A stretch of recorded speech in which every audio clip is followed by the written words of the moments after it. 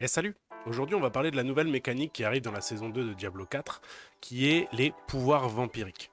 Comme je vous le disais dans ma précédente vidéo, on aura des pouvoirs vampiriques qu'on pourra avoir jusqu'au maximum de 5 sur notre équipement, qui va nous permettre de gagner en puissance et de modifier certaines de nos capacités. Par exemple, il y en a un qui va transformer notre esquive, on va se transformer en un nuage de chauve-souris, qui va nous permettre de traverser les ennemis, ce sera plus comme un dash que comme une esquive, et de leur appliquer une malédiction vampirique, ce qui aura d'autres effets par la suite avec d'autres pouvoirs vampiriques. Donc ça, ce sera un effet qui sera vraiment sympa, et je pense que la plupart des builds l'utiliseront, puisque il va aussi nous permettre d'être inarrêtable pendant, je crois que c'est 2 à 4 secondes, sachant que ces pouvoirs, on pourra les augmenter au fil du temps. D'ailleurs, si vous voulez voir un résumé rapide de tout ce qui va arriver avec la saison 2 de Diablo 4, puisque les pouvoirs vampiriques ne seront pas la seule chose, n'hésitez pas à aller voir cette vidéo, je vous mets le lien là quelque part.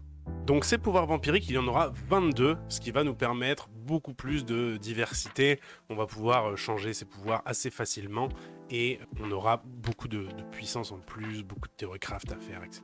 Pour les utiliser, on va devoir mettre sur nos équipements 3 emblèmes différents, c'est en gros des emblèmes, et on pourra en avoir un sur chaque pièce d'armure. Donc l'armure, on parle de la tête, les gants, le torse, les jambes et les bottes.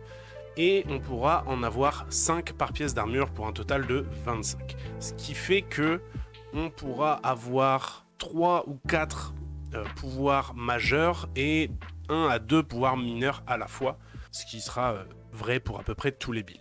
Donc si je comprends bien, chaque pièce d'armure viendra avec ses pactes directement préétablis sur elle, mais on aura la capacité de enlever ces pactes sur les pièces d'armure pour les remplacer avec d'autres. Et donc tout ça va falloir les farmer dans la nouvelle mécanique qui s'appelle le Blood Harvest, où on devra tuer des vampires et cette mécanique sera donc dans le monde ouvert et sera constamment présente et changera de zone de temps en temps. Donc ce sera très important de le farmer pour looter ces consommables qui vont nous permettre de changer les pactes qu'on a sur nos équipements.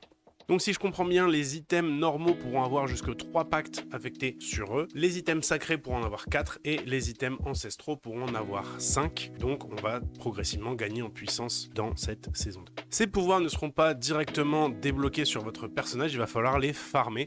Et pour ça, on a 2 possibilités. Donc la première, ce sera de farmer ce qui s'appelle le Hunter's Acclaim, qui est en gros un système de réputation où on va pouvoir débloquer des paliers en faisant ce Blood Harvest. Et le deuxième, ce sera en farmant ce qui s'appelle le Potent Blood, donc en gros du sang qu'on va récolter en tuant les vampires, donc dans le monde ouvert, je crois qu'il peut y en avoir en donjon parfois, etc., qui va nous permettre de débloquer des pouvoirs aléatoires, un peu comme ce qu'on a dans les jeux de survie par exemple, où on a une jauge et on va pouvoir cliquer sur un bouton pour débloquer un pouvoir aléatoire.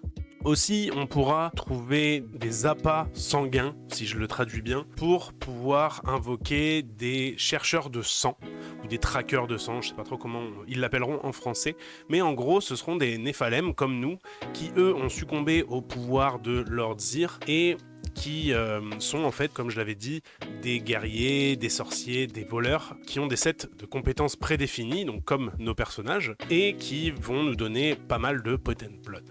Maintenant, vous savez comment acquérir ces pouvoirs et vous en servir.